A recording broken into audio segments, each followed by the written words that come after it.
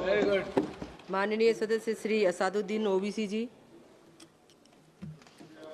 मोहतरमा चेयरमैन साहिबा, मैं शुरुआत में अपनी तरफ से ताज़ियत पेश करना चाहूँगा उन 26 लोगों को जिनका नाम पूछकर और मुसलमान नहीं होने के नाते पर उनको गोली मारकर कत्ल कर दिया गया।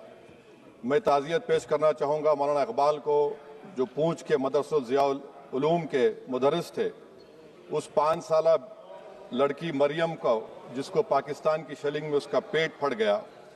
मैं ताज़ियत पेश करना चाहूँगा मैडम जैन अली और उर्वा फातिमा, इन दो जुड़वा भाई बहनों को जिनकी उम्र 14 साल थी, लांस नायक दिनेश कुमार को, बीएसएफ के सब इंस्पेक्टर मोहम्मद इम्तियाज़ को। मैं शुक्रिया अदा करना चाहूँगा कश्मीर की आवाम का कि उन्होंने पहलगाम के वाक़े के बाद मस्जिदों से ऐलान किया मजम्मत का, बग़ैर किसी के बोलने पर रोड पर निकलकर उन्होंने पाकिस्तान से आए हुए दहशतगर्दों की मजम्मत की। मैं मुबारकबाद देता हूँ हमारी मुसल्लह अफवाज को कि उन्होंने एक अजीम कुर्बानी पेश की और बहादुरी के साथ ऑपरेशन सिंदूर में भारत को कामयाबी दिलाई। मैं मुसल्लह अफवाज ने पहले 9 दहशतगर्द ठिकानों पर उनको निशाना बनाया और सबसे मेरी नज़र में जो दहशतगर्दी के दिल पर हमला हुआ वो भावलपुर का था और 6 एयरफील्ड, 3 हैंगर और 2 रनवेज को हमने तबाह किया। बाद में ऑपरेशन सिंदूर की कामयाबी की एक अहम वजह यह थी मैडम कि मुल्क में इत्तेहाद और इत्तेफाक पैदा हो गया था, एक यूफोरिया पैदा हो गया था, मगर अफसोस कि हुकूमत ने उसका फ़ायदा नहीं उठाया। मैं आज भी कह रहा हूँ, जिम्मेदारी के साथ कह रहा हूँ कि पाकिस्तानी फ़ौज, पाकिस्तान की ISI, पाकिस्तान का डीप स्टेट, उनका हयाती मकसद ये है कि हमेशा भारत को कमज़ोर किया जाए और अगर हमको इन ताकतों को कमज़ोर करना है तो देश में इत्तेहाद और इत्तेफाक को बरकरार रखना पड़ेगा। अगर हम बुलडोज़र के ज़रिए या फिर लिसानी जबर के ज़रिए या मजहबी फ़िरक़ा परस्ती के ज़रिए अक़लियतों को निशाना बनाएंगे तो हम खुदा ना खास्ता उन पड़ोसी मुल्क के दहशतगर्द तंजीमों को कहीं कामयाब ना हो जाए।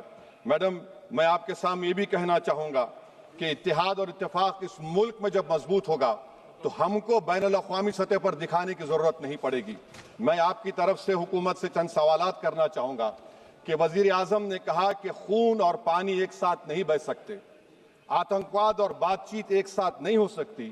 तो मेरा सवाल आपके ज़रिए से वज़ीर आज़म और हुकूमत से ये है, फिर जिन इंसानों को बैसारा की वादी में मारा गया था, क्या आपका ज़मीर इस बात की इजाज़त देता है कि आप ट्रेड बंद कर दिए, पाकिस्तान का एयरक्राफ्ट हमारे एयर स्पेस में नहीं आ सकता, उनकी कश्ती हमारे पानी में नहीं आ सकती, ट्रेड खत्म हो चुका है डायरेक्ट इनडायरेक्टेड, आपका ज़मीर जिंदा क्यों नहीं है? किस सूरत से आप पाकिस्तान से क्रिकेट मैच खेलेंगे जब हम पानी नहीं दे रहे हैं? 80% पानी पाकिस्तान का हम रोक रहे हैं, ये कहकर के पानी और खून नहीं बहेगा, आप क्रिकेट मैच खेलेंगे? मैडम, मेरा ज़मीर तो गवारा नहीं करता कि मैं उस मैच को देखूंगा।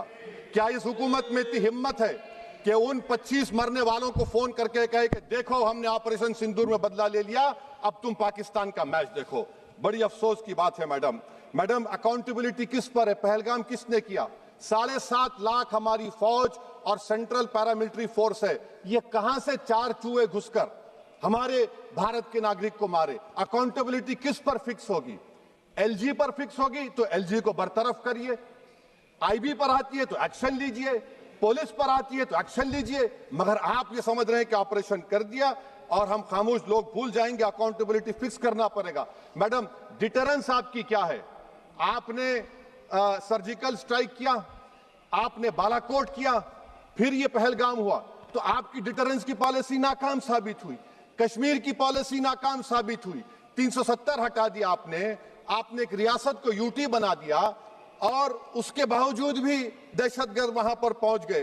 तो और अफसोस मुझे इस बात का होता है मैडम कि पाकिस्तान को हम जानते हैं, पाकिस्तान और इजराइल इस पूरी दुनिया में एक फेल्ड स्टेट है और पाकिस्तान के आर्मी चीफ को, जिससे हमारे स्ट्रेटेजिक रिलेशनशिप, इसको अपना दोस्त कहते हैं, उस देश का प्रेसिडेंट उस शख्स को बुलाकर खाना खिलाता है अपने साथ जिसके भाषण से हमारे लोग मारे गए थे। तो क्या आपकी खारजा पॉलिसी कामयाब हुई? आप देख लीजिए। अच्छा, हमारे देश में एक ऐसी तंजीम है जिसका वजूद नफरत की बुनियाद पर और मजहबी अज़वियत को फैलाने के लिए बनाया गया। उनको तकलीफ है सेकुलरिज्म से, सोशलिज्म से, मगर हमारे संविधान के प्रियम्बल में लफ्ज सॉवरेन है। सॉवरेन का मतलब यह है कि हम खुद मुख्तार हैं, हम हाकिम आला हैं, हम अपने मुल्क के मुकद्दर का फैसला करेंगे। एक गोरा व्हाइट हाउस में बैठकर भारत की सीज फायर का ऐलान करेगा? यह आपका नेशनलिज्म है? अफसोस होता है मुझे सर। मैडम मैं आपसे पूछना चाह रहा हूं कि अगर एक चचा सैम ऐलान कर रहे हैं तो हमारी फौज पर क्या असर पड़ा होगा? हमारे उन पायलटों पर क्या असर पड़ेगा जो नहीं मालूम कितनी ऊपर आसमानों पर भारत की हिफाजत कर रहे हैं? वो नेवी का सिपाही जो समंदर में खड़ा हुआ है, उसको यह नहीं मालूम हो रहा है कि मेरा प्रधानमंत्री ऐलान नहीं किया, एक गोरे ने ऐलान किया। बड़ा ये आपके कैसा होगा ये? मैडम मेरा सवाल हुकूमत से यह भी है कि हम कोई एडवर्सेरियल कंट्री नहीं है अमेरिका के लिए, हम दोस्त हैं, स्ट्रेटेजिक रिलेशनशिप है। क्या क्या एग्रीमेंट हमने साइन नहीं किया, तो क्या ये दोस्ती निभा रहे हैं?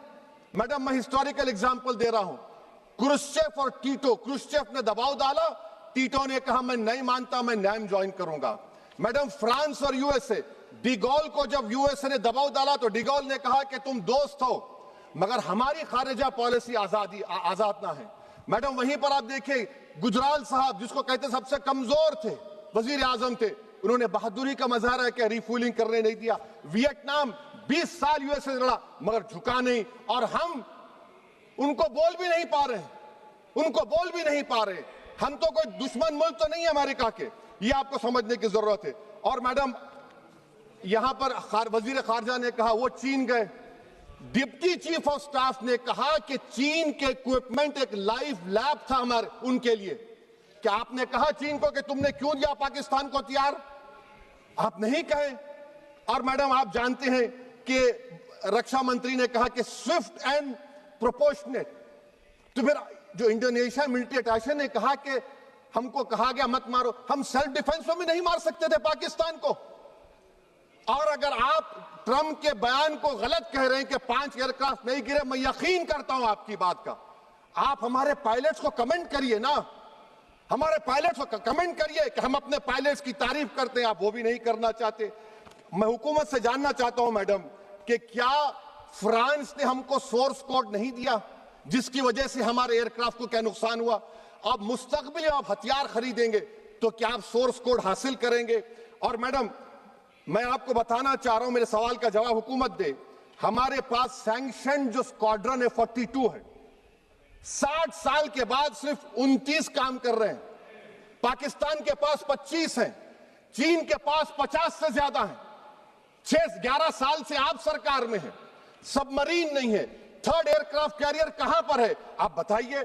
और मैडम FATF में लाना पड़ेगा आपको। अगर आप विश्व गुरु हैं तो हम आपको चैलेंज कर रहे हैं, आप G7 के कंट्रीज को, GCC को और चचा सैम को राजी कराइए कि पाकिस्तान को, मैडम खत्म कर रहा हूं, FATF में दोबारा लाया जाए।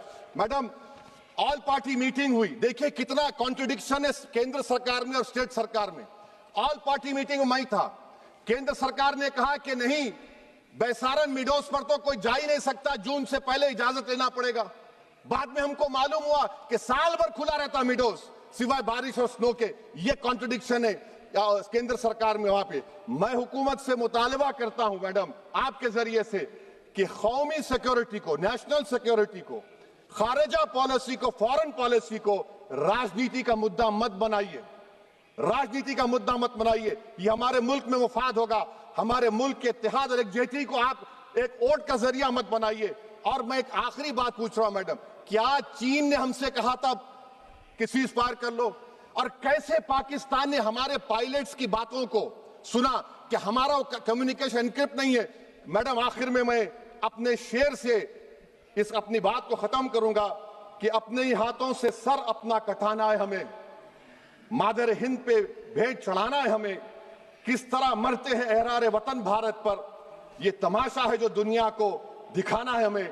ये मैं भारत की उस बहादुर फौज के नाम पे करता हूं, मुसल्ह फौज के नाम पे करता हूं। ये शेर कहने वाला कोई बीजेपी का नहीं था, ये शेर कहने वाले का नाम शेर था, शहीद अशफाकुल्लाह। मैं फिर से हुकूमत से कह रहा हूं, पाकिस्तान टेररिज्म करेगा, आप तैयार हो जाइए। आप चीन से मोहब्बत, कितना इम्बैलेंस हुआ ट्रेड का, कितना इम्बैलेंस हो रहा है चीन से। अच्छा, जब गलवान हुआ उस वक्त भी ट्रंप ने कहा था कि मैं बात करूंगा, हमने कहा नहीं बात करेंगे, जरूरत नहीं है। आज ट्रंप हमारे से पहले बोलता है। इज्जत नफ्स भी कोई चीज होती है, इख्तिदार में कोई यहां रहेगा कोई वहां रहेगा, मगर इख्तिदार में इकबाल होना चाहिए। बदबख्ती की बात यह है कि आपने इकबाल को खो दिया। बहुत बहुत शुक्रिया।